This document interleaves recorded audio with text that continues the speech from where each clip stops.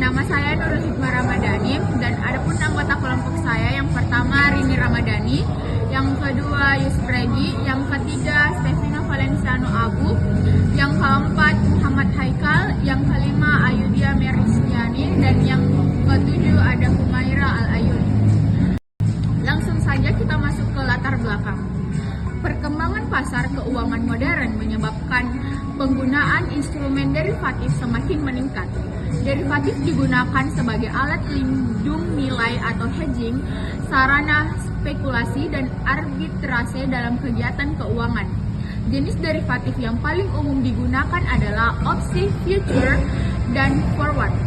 Setiap instrumen memiliki karakteristik, tingkat risiko, serta metode penentuan harga yang berbeda. Oleh karena itu, pemahaman mengenai derivatif sangat penting agar dapat digunakan secara tepat dalam pengelolaan risiko keuangan dan pengambilan keputusan investigasi. Adapun rumusan masalah kelompok saya, yang pertama, apa yang dimaksud dengan instrumen derivatif? Yang kedua, apa pengertian dan jenis-jenis opsi? Yang ketiga, apa manfaat dan resiko penggunaan derivatif? Yang keempat, bagaimana proses penentuan harga opsi? Yang kelima, apa yang dimaksud dengan future and forward?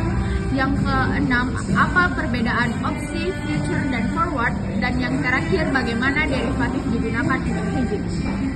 Selanjutnya, adapun tujuan penelitian, yang pertama, mengetahui pengertian instrumen derivatif, yang kedua, memahami jenis-jenis opsi, yang ketiga, mengetahui manfaat dan risiko derivatif, yang keempat, memahami proses penentuan harga opsi, yang kelima, memahami konsep future and forward, yang keenam, memahami opsi, future, dan forward, dan yang terakhir, mengetahui penggunaan derivatif sebagai alat lindung nilai.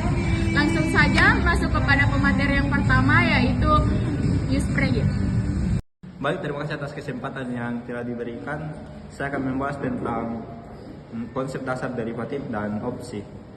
Derivatif adalah kontrak keuangan yang nilainya bergantung pada aset dasar atau underlying asset. Aset dasar dapat berupa saham, obligasi, mata uang, atau komoditas.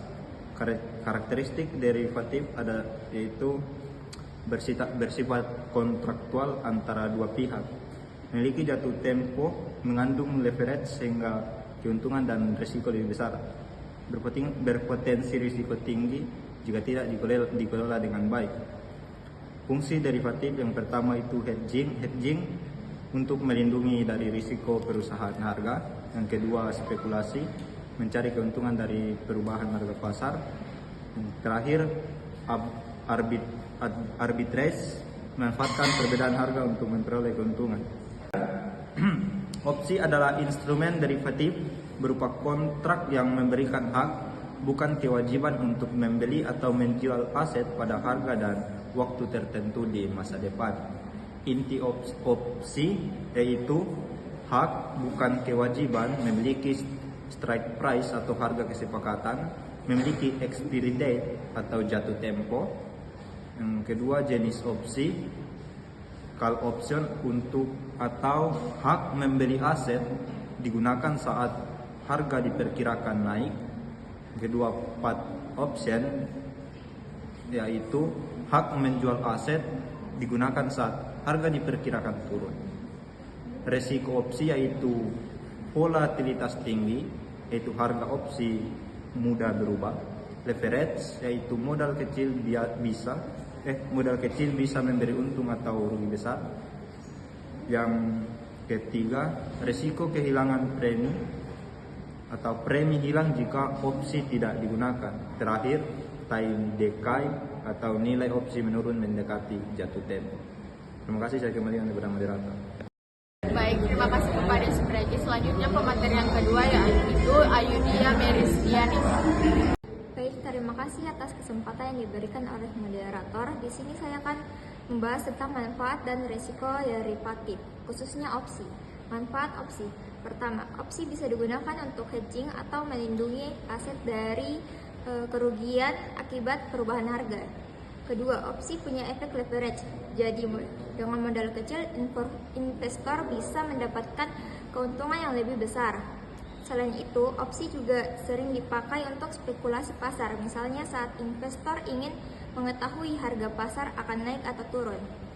Bagi perusahaan, opsi membantu mengelola risiko seperti nilai tukar suku bunga dan harga komoditas. Risiko opsi. Tetapi selain memiliki manfaat, opsi juga memiliki risiko yang sangat tinggi. Contohnya yang pertama adalah kehilangan premi. Jadi uang premi bisa hilang kalau kontraknya tidak menguntungkan. Nilai opsi juga sangat dipengaruhi perubahan harga pasar dan waktu jatuh tempo atau time decay.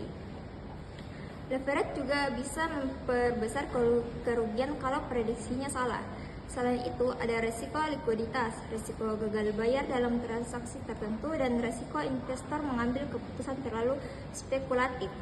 Jadi, opsi bisa memberikan keuntungan dan membantu mengelola risiko. Tetapi penggunaannya juga harus dipahami dengan baik karena risikonya juga cukup besar. Sekian, terima kasih dari saya. Baik, terima kasih kepada Ayudhya. Selanjutnya pemateri yang ketiga yaitu Rini Ramadhani. Baik, terima kasih kepada moderator. Selanjutnya saya akan menjelaskan tentang penentuan harga opsi. Penilaian dan penentuan harga opsi merupakan proses kompleks yang bertujuan untuk mencari harga wajar, fair value atau premi yang menyeimbangkan kepentingan antara pembeli dan penjual agar tidak ada pihak yang dirugikan secara tidak adil. Ada dua kompleks pembentuk harga opsi, yaitu yang pertama nilai intrinsik, nilai real atau keuntungan bersih jika opsi dieksekusi saat ini juga. Contohnya jika Anda punya hak beli saham di harga 1 juta, padahal harga pasar yaitu sebesar 1.200.000, maka nilai intrinsiknya adalah 200.000. Yang kedua adalah nilai waktu atau time value. Harga tambahan yang dibayar karena adanya harapan harga akan bergerak menguntungkan sebelum jatuh tempo. Nilai ini akan terus berkurang seiring berjalannya waktu atau time decay. Yang ketiga, faktor yang mempengaruhi harga. Yang pertama yaitu harga aset. Jika harga saham naik, maka call option naik, tapi put option turun. Yang kedua yaitu strike price. Semakin menguntungkan harga pelaksanaan bagi pembeli, semakin mahal harga opsinya. Yang ketiga yaitu volatilitas. Semakin lincah atau beresiko pergerakan harga pasar, semakin mahal premi opsinya karena peluang untuk besar terbuka lebar. Yang kelima, semakin lama sisa waktu ke jatuh tempo, semakin mahal harganya. Suku bunga berpengaruh pada biaya peluang dalam memegang aset. Selanjutnya yaitu metode perhitungan yang digunakan. Yang pertama yaitu Black-Scholes, yaitu rumus standar untuk opsi time Eropa. Yang kedua metode binomial, menghitung dengan membagi waktu ke dalam interval-interval kecil. Yaitu yang ketiga simulasi Monte Carlo, digunakan untuk jenis opsi yang lebih kompleks. Selanjutnya yaitu MLTM, metode modern yang menggunakan kecerdasan buatan untuk menangkap pola harga yang sangat rumit. Sekian, terima kasih dari saya. Terima kasih Rini. Selanjutnya pemateri yang keempat yaitu Stefano Valenciano Abu. Terima kasih atas kesempatan yang telah diberikan moderator. Selanjutnya saya akan membahas materi tentang futures dan forward. Pada instrumen derivatif terdapat dua jenis kontrak yang sering digunakan, yaitu futures dan forward. Keduanya merupakan perjanjian untuk membeli atau menjual suatu aset pada harga tertentu di masa depan. Namun keduanya memiliki mekanisme dan karakteristik yang berbeda. Futures sendiri adalah kontrak dan perjanjian antara dua pihak untuk membeli atau menjual aset pada harga yang telah ditentukan di masa depan. Perbedaannya, kontrak futures diperdagangkan melalui bursa resmi sehingga seluruh aturan transaksi telah ditetapkan. Pun karakteristik futures, yang pertama diperdagangkan di bursa. Transaksi dilakukan melalui pasar resmi atau bursa sehingga lebih terorganisir di awas. Yang kedua itu kontrak standar. Ukuran kontrak, kualitas aset, serta waktu jatuh tempo sudah ditentukan oleh bursa dan tidak bisa diubah sesuka pihak yang bertransaksi. Dan yang ketiga, risiko gagal bayar rendah. Futures memiliki lembaga clearing atau clearing house yang menjamin transaksi sehingga risiko salah satu pihak atau memenuhi kewajibannya menjadi kecil. Contohnya, seorang pengusaha kopi khawatir harga kopinya akan naik 3 bulan. Lagi, ia memberi kontrak futures dan mengunci harga dari sekarang. Selanjutnya forward. Kontrak forward juga merupakan perjanjian jual beli aset di masa depan dengan harapan yang disepakati saat ini. Namun, berbeda dengan futures, kontrak forward dilakukan secara OTC atau over the counter, yaitu transaksi langsung antara pihak di luar bursa resmi. Adapun karakteristik dari forward, yaitu pertama, OTC atau di luar bursa. Transaksi dilakukan langsung antara dua pihak tanpa perantara bursa. Yang kedua, bersifat fleksibel. Isi kontrak dapat disesuaikan dengan kebutuhan seperti jumlah aset, harga, maupun waktu transaksi. Yang ketiga, risiko gagal bayar lebih tinggi. Karena tidak ada lembaga penjamin, terdapat risiko salah satu pihak tidak memenuhi kewajibannya. Contohnya, perusahaan Indonesia yang akan membayar barang impor dalam euro dapat membuat kontrak forward dengan bank agar kurs mata uang tidak berubah. Baik, terima kasih Stefino. Pemateri selanjutnya yaitu Humaira Al-Ayuni. Baik, terima kasih atas kesempatan yang diberikan oleh moderator. Di sini saya akan menjelaskan tentang perbedaan opsi, futures, dan forward. Yang pertama yaitu opsi atau option. Opsi adalah kontrak derivatif yang memberikan hak kepada pemegangnya untuk membeli atau menjual aset pada harga dan waktu tertentu. Terdapat dua jenis opsi, yaitu call option, hak membeli, dan put option, hak menjual. Inti karakteristiknya itu adalah memberikan hak, bukan kewajiban. Pembeli membayar premi di awal, memiliki batas waktu kontrak, bisa diperdagangkan di bursa maupun OTC, digunakan untuk hedging dan spekulasi. Inti kelebihannya itu ada: satu, risiko pembeli terbatas pada premi. Yang kedua, fleksibel karena tidak wajib digunakan. Yang ketiga, potensi keuntungan besar dengan modal kecil. Inti kekurangan yaitu pertama, harus membayar premi. Yang kedua, nilai opsi dapat menurun seiring waktu. Yang ketiga, relatif lebih rumit dipahami. Dan yang kedua ada futures. Futures adalah kontrak derivatif yang mewajibkan kedua pihak membeli atau menjual aset pada harga dan waktu yang telah ditentukan. Inti karakteristiknya itu ada: satu, bersifat wajib bagi kedua pihak, dua, diperdagangkan di bursa resmi, tiga, kontrak bersifat standar, dan keempat, menggunakan margin dan sistem mark to market. Inti kelebihannya ada: harga transparan, mudah diperjualbelikan, tidak perlu membayar premi, cocok untuk lindung nilai. Inti kekurangannya ada: risiko kerugian tinggi, bisa terjadi margin call, kerugian dapat tidak terbatas. Dan terakhir ada forward. Forward adalah kontrak derivatif privat antara dua pihak untuk membeli atau menjual aset di masa depan dengan harga tertentu. Inti karakteristiknya ada: satu, bersifat fleksibel dan tidak standar. Dua, dilakukan di luar bursa. Tiga, ketentuan kontrak dapat disesuaikan. Yang keempat, banyak digunakan perusahaan untuk lindung nilai. Inti kelebihan yang pertama ada: sangat fleksibel. Yang kedua, tidak memerlukan premi di awal. Yang ketiga, cocok untuk kebutuhan khusus perusahaan. Inti kekurangannya yang pertama ada: risiko gagal bayar tinggi. Kedua, likuiditas rendah. Dan terakhir, kurang transparan dibanding futures. Baik, sekian materi dari saya kembalikan pada moderator. Terima kasih Humaira. Selanjutnya pemateri yang terakhir yaitu Muhammad Haikal. Oke, baik, terima kasih atas kesempatannya moderator karena telah memberikan saya kesempatan untuk kemudian menjelaskan materi tentang lindung nilai atau hedging.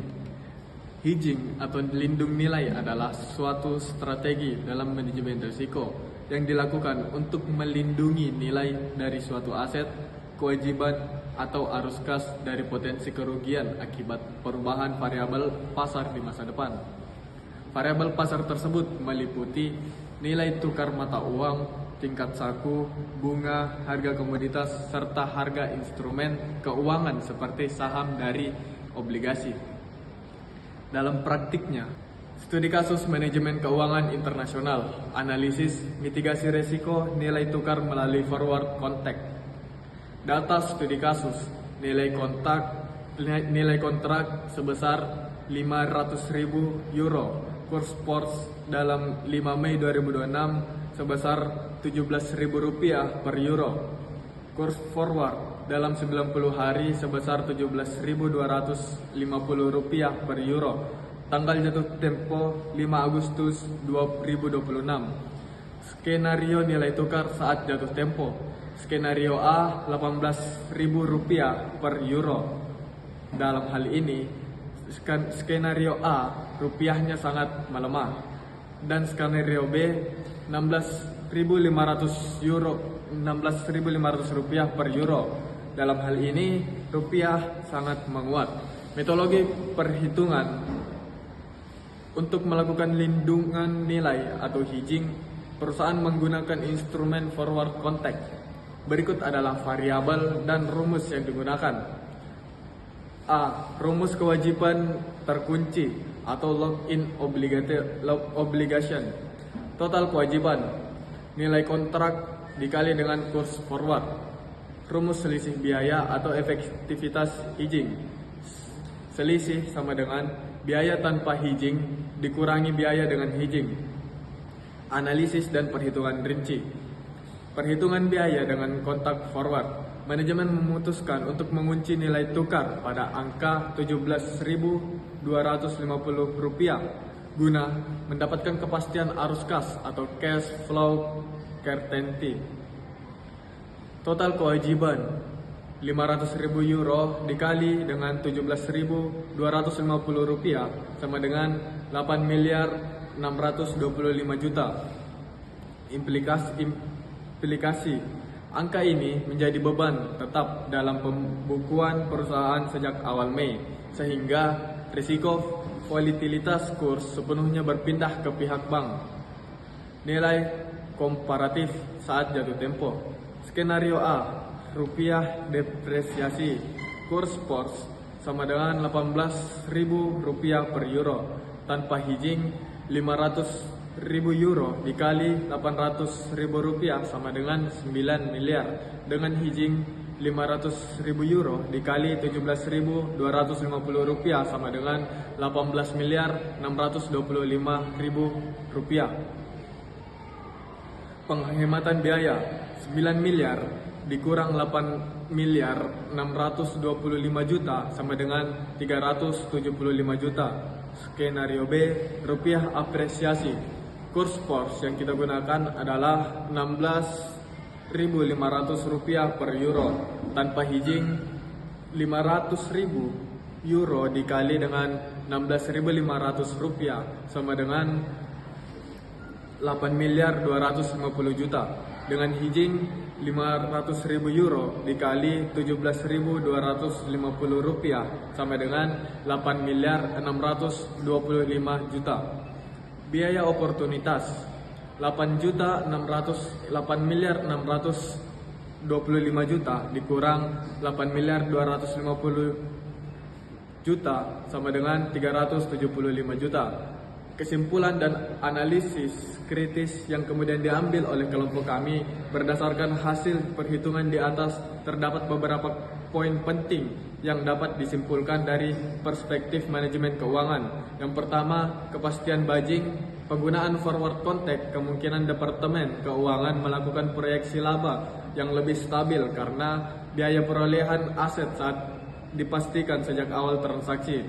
Yang kedua, trade-off dalam hedging. Meskipun skenario B menunjukkan bahwa perusahaan membayar lebih mahal dibanding harga pasar, perlu dipahami bahwa tujuan hedging bukan untuk mencari keuntungan spekulatif yang sudah dijelaskan pada materi hedging sebelumnya. Melainkan untuk proteksi nilai yang ada. Yang ketiga, karakteristik instrumen. Berbeda dengan opsi valuta asing, forward contract bersifat meningkatkan secara hukum bagi kedua belah pihak untuk mengeksekusi transaksi pada kurs yang disepakati tanpa melihat fluktuasi pasar forex di masa depan. Mungkin sekian materi dari saya, saya berikan kembali kepada moderator. Adapun kesimpulan dari presentasi kali ini, yang pertama, derivatif memiliki peran penting dalam manajemen resiko. Yang kedua, opsi, future, dan forward memiliki karakteristik yang berbeda. Yang ketiga, derivatif bermanfaat untuk hedging tetapi memiliki resiko yang tinggi. Dan yang terakhir, penggunaan derivatif harus disertai pemahaman dan manajemen resiko yang baik. Mungkin itu saja yang kelompok saya dapat sampaikan. kurang dan lebihnya mohon dimaafkan. Wassalamualaikum warahmatullahi wabarakatuh.